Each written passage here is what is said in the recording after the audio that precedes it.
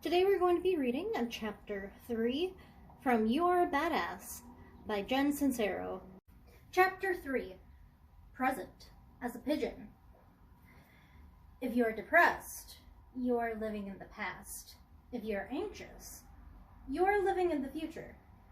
If you're at peace, you're living in the present. Lao Tzu, ancient Chinese philosopher, founder of Taoism. Could have been one guy or a mythical compilation of many. Nobody really knows. I was in yoga class one day and the instructor told us all to get into a pigeon pose, which is this pose where you stretch one leg out behind you, fold the other one out sideways in front of you, and then bend forward and lie down on top of the whole thing. It's fine if you're a pigeon, but it's one of the poses I dread most because my hips just don't move that way. It hurts, and I'm always scared I'm going to get stuck.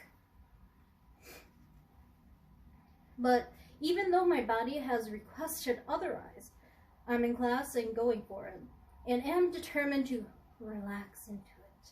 Even though I'm really just silently begging the dude to tell us to change into a different pose, which he doesn't do because he's too busy talking. He's blabbing on and on and on about our connection to the universe and our breath and the path to true enlightenment, and holy fucking shit, dude. Will you hurry up? I think I'm going to rip something. I really do. Oh my god, I think I'm actually stuck. How am I going to get out of this pose? He's going to have to come over here and let me out of it because I really truly am stuck, and then whew. Okay. I breathe into it. I shut off the relentless yammering in my brain, get quiet, and surrender. I feel my body shift and go deeper into the pose than it's ever gone before. The pain's gone. The panic's gone. I am one with the universe. But then I realize that I really do think I'm stuck. And seriously, what the hell, dude?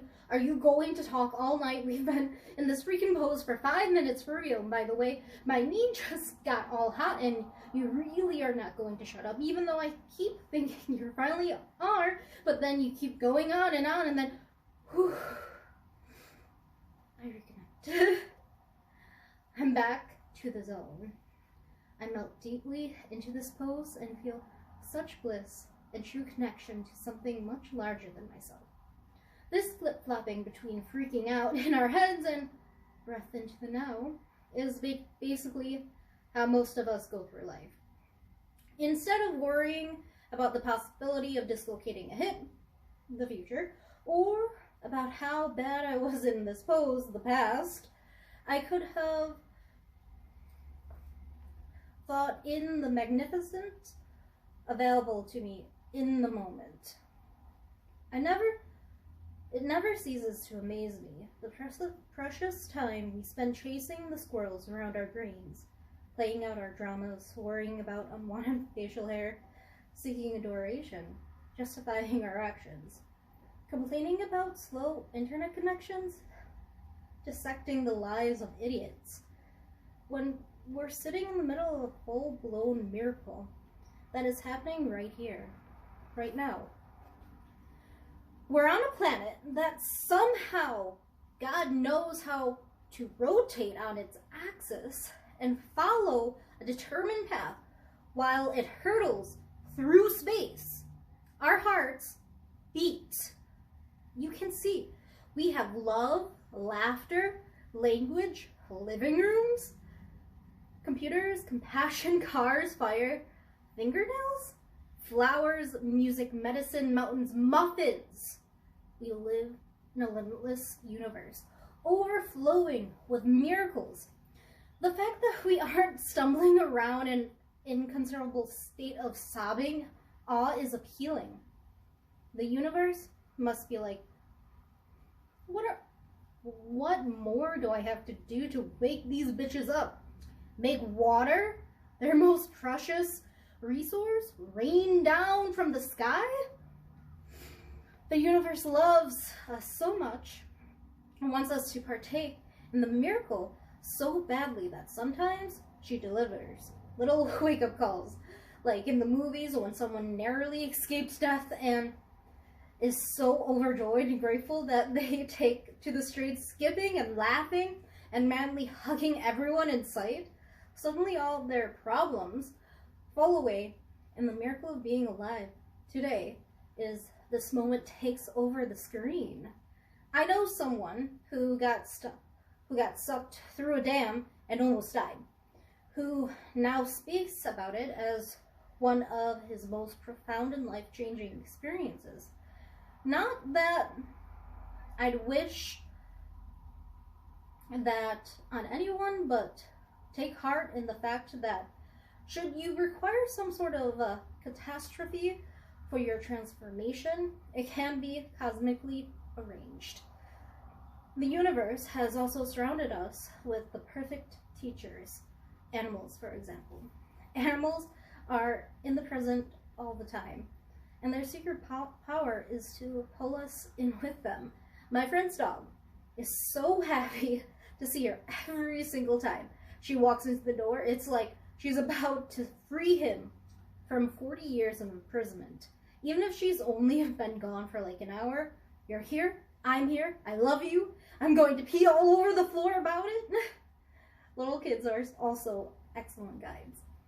Kids get so wrapped up in the joy of drawing or pretending or discovering that they'd rarely eat or bathe or sleep if you can make them. They constantly creating in a state of free-flowing, concentrated bliss. They haven't yet learned to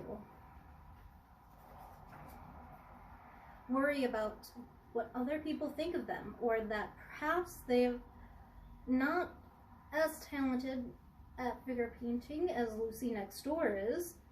They are in the moment. There's fun in the moment. End of story. All the stuff we're so worried about creating and fixated on becoming is already right here, right now. The money you want already exists. The person you want to be is already alive. The experience you want to have is available now. The idea for that brilliant song you want to write is here, now waiting for you to download the information. The knowledge and insight, joy and connection, and love are all waging their hands in your face, trying to get your attention, the life you want, right here, right now.